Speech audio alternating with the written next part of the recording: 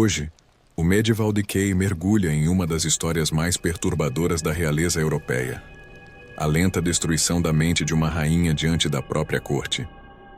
Aquela mulher era Maria I de Portugal, e o homem que ela já não reconhecia era o próprio filho.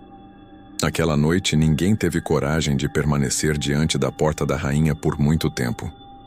Os corredores do palácio estavam mergulhados em silêncio enquanto a chuva descia lentamente pelas janelas altas de pedra. O vento atravessava pequenas frestas antigas, espalhando o cheiro úmido da tempestade pelos grandes salões reais. As velas tremulavam ao longo das paredes douradas, iluminando retratos envelhecidos de reis mortos que observavam tudo através da escuridão silenciosa do castelo. Os criados caminhavam rapidamente, evitando olhar diretamente para os aposentos reais, porque todos já percebiam que algo estava errado. No início, pareciam apenas pequenos esquecimentos. A rainha interrompia conversas no meio das frases.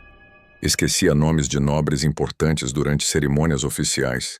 Algumas vezes permanecia imóvel diante das janelas por períodos longos demais, observando a chuva cair sobre os jardins internos do palácio, enquanto seu olhar parecia perdido em algum lugar distante. A corte tentou ignorar. Monarcas não podiam demonstrar fraqueza, muito menos fraqueza mental. Mas os dias passaram, e o comportamento da rainha começou lentamente a se transformar em algo impossível de esconder. Durante os banquetes reais, ela passou a falar cada vez menos. Os músicos tocavam melodias suaves enquanto os aristocratas fingiam normalidade diante das enormes mesas iluminadas por velas. Ainda assim, bastava observar discretamente o rosto da monarca para perceber que havia algo perturbador acontecendo dentro daquela mente cansada. Seu olhar parecia distante, vazio, como se lentamente ela estivesse desaparecendo diante dos próprios olhos da corte. Os médicos reais foram chamados inúmeras vezes aos aposentos privados da rainha. Homens envelhecidos pelo estudo da medicina antiga atravessavam corredores silenciosos carregando livros grossos, instrumentos metálicos e pequenas bolsas repletas de ervas secas. Alguns falavam sobre melancolia profunda. Outros acreditavam que o excesso de sofrimento espiritual poderia consumir lentamente a mente humana. Mas nenhuma explicação parecia suficiente. As damas da corte começaram a relatar episódios perturbadores ocorrendo durante a madrugada. Algumas afirmavam ouvir passos lentos ecoando pelos corredores reais enquanto todos dormiam. Outras diziam que a rainha passava horas diante de espelhos antigos iluminados apenas pela luz fraca das velas, observando o próprio reflexo sem dizer uma única palavra. O medo começou a crescer silenciosamente dentro do castelo, porque ninguém compreendia exatamente o que estava acontecendo. Em determinados momentos, a rainha parecia completamente lúcida. Conversava normalmente durante reuniões políticas. Participava de cerimônias religiosas. Caminhava pelos jardins internos, mantendo a postura rígida que durante anos simbolizou autoridade absoluta sobre o reino. Mas então tudo mudava novamente. Seu rosto ficava confuso, assustado, distante, como se a realidade começasse lentamente a escapar de sua compreensão. Os criados passaram a evitar contato direto com ela durante certas noites. Alguns guardas afirmavam que a rainha começou a acordar aterrorizada após pesadelos constantes. Outros juravam ter ouvido a monarca conversando sozinha dentro dos aposentos reais, enquanto repetia orações intermináveis para afastar aquilo que acreditava persegui-la. Os rumores escaparam rapidamente para fora das muralhas do castelo. Nas ruas estreitas da cidade, comerciantes começaram a sussurrar histórias sobre maldições dentro da família real. Padres realizavam missas silenciosas pedindo que Deus afastasse a escuridão que parecia crescer sobre o palácio. Camponeses evitavam pronunciar o nome da rainha durante a noite, porque o povo acreditava que algo sobrenatural havia tomado conta da corte. Mas dentro do castelo, a verdade parecia ainda mais assustadora. A mente da rainha estava lentamente desaparecendo. Os médicos já não conseguiam esconder o medo estampado em seus próprios rostos cansados. Em reuniões discretas iluminadas por velas, Discutiam a condição da monarca em voz baixa, enquanto folheavam antigos tratados médicos, tentando encontrar alguma explicação racional para aquilo que testemunhavam diariamente. Alguns falavam sobre tristeza profunda, causada pelas inúmeras tragédias da vida real. Outros acreditavam que anos de pressão política e isolamento absoluto haviam destruído lentamente sua sanidade.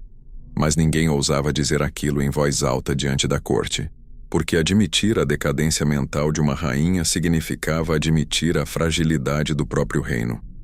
Enquanto isso, os episódios perturbadores se tornavam cada vez mais frequentes. A rainha começou a demonstrar medo diante de pessoas próximas. Algumas vezes, observava criados antigos como se jamais tivesse visto aqueles rostos antes. Em outras ocasiões, parecia esquecer completamente onde estava, caminhando lentamente pelos corredores escuros do castelo, enquanto segurava castiçais com mãos trêmulas. As celebrações desapareceram do palácio. Os banquetes tornaram-se silenciosos. Até os músicos da corte passaram a tocar melodias mais lentas, quase fúnebres durante os jantares reais. Era como se toda a atmosfera do castelo estivesse sendo consumida pela mesma escuridão que destruía lentamente a mente da rainha. Então aconteceu o episódio que aterrorizou definitivamente todos ao redor da monarca. Naquela manhã, os aposentos reais permaneciam silenciosos enquanto uma luz cinzenta atravessava lentamente as cortinas pesadas do quarto. Algumas damas aguardavam próximas à porta enquanto médicos conversavam discretamente entre si diante da cama da rainha. O jovem príncipe entrou cuidadosamente no aposento. Ele havia sido avisado sobre mais uma noite difícil da mãe. Durante horas, a rainha permaneceu acordada, tomada por paranoia e crises de choro, que ecoaram pelos corredores do castelo até o amanhecer. O príncipe aproximou-se lentamente tentando confortá-la. Segurou suas mãos. Chamou-a pelo nome. Mas então algo mudou no rosto da rainha. Seu olhar percorreu lentamente o rosto do próprio filho, como se estivesse diante de um completo desconhecido. Ela recuou, assustada, confusa, e então veio a pergunta que mergulhou o aposento inteiro em absoluto silêncio. Quem é você? Ninguém teve coragem de responder imediatamente. As damas baixaram os olhos. Alguns criados ficaram imóveis próximos às paredes do quarto. Os médicos permaneceram em silêncio, enquanto o príncipe tentava disfarçar o choque estampado no próprio rosto. Mas a rainha continuava observando o filho com medo, como se jamais tivesse visto aquele rosto antes. Naquele instante, todos compreenderam a gravidade da situação. Aquilo não era mais tristeza. Não era apenas exaustão. A mente da rainha estava desaparecendo diante de todos. Os dias seguintes mergulharam o palácio em uma atmosfera de terror silencioso. Conselheiros políticos passaram a discutir discretamente o futuro do reino, caso a condição da monarca piorasse ainda mais. Alguns nobres enxergavam naquela tragédia uma oportunidade para aumentar a influência política dentro da corte. Mas entre os criados, o medo era diferente, porque eles testemunhavam diariamente a decadência humana, escondida atrás das joias, coroas e cerimônias luxuosas da realeza. Eles ouviam os choros durante a madrugada, os passos lentos pelos corredores escuros, as orações desesperadas, os longos silêncios diante dos espelhos. A rainha parecia cada vez mais isolada dentro da própria mente. Em determinados momentos, acreditava estar condenada por Deus. Em outros, recusava-se a tocar certos objetos por acreditar que estavam amaldiçoados. Algumas damas afirmavam que ela começou a enxergar pessoas mortas caminhando pelos corredores do castelo durante a noite. A paranoia consumia lentamente seus últimos momentos de lucidez. Enquanto isso, o reino continuava tentando preservar a aparência de normalidade diante do povo. Cerimônias oficiais ainda aconteciam. Guardas permaneciam diante das muralhas. Padres realizavam missas em enormes catedrais iluminadas por velas. Mas dentro do palácio, todos sabiam que algo havia se quebrado para sempre. Anos depois, historiadores tentariam explicar aquilo através da medicina moderna. Muitos acreditariam que a rainha sofria de graves distúrbios psicológicos, agravados pelas tragédias pessoais, pelo isolamento absoluto e pela pressão esmagadora da monarquia.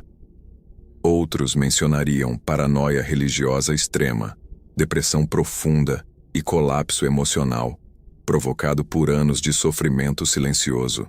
Mas para aqueles que viveram dentro daqueles corredores escuros iluminados apenas por velas, nenhuma explicação parecia suficiente, porque eles testemunharam algo muito mais perturbador do que guerras ou execuções públicas. Assistiram lentamente à destruição da mente humana escondida por trás da imagem sagrada de uma rainha. E talvez esse tenha sido o verdadeiro horror daquela história. Não houve batalhas. Não houve sangue espalhado pelos salões reais. Apenas uma mulher cercada por ouro, silêncio e poder absoluto, desaparecendo lentamente dentro da própria mente, enquanto todo um reino assistia sem conseguir impedir. Se você aprecia histórias sombrias da realeza, mistérios esquecidos e os lados mais perturbadores da história humana, inscreva-se no Medieval Decay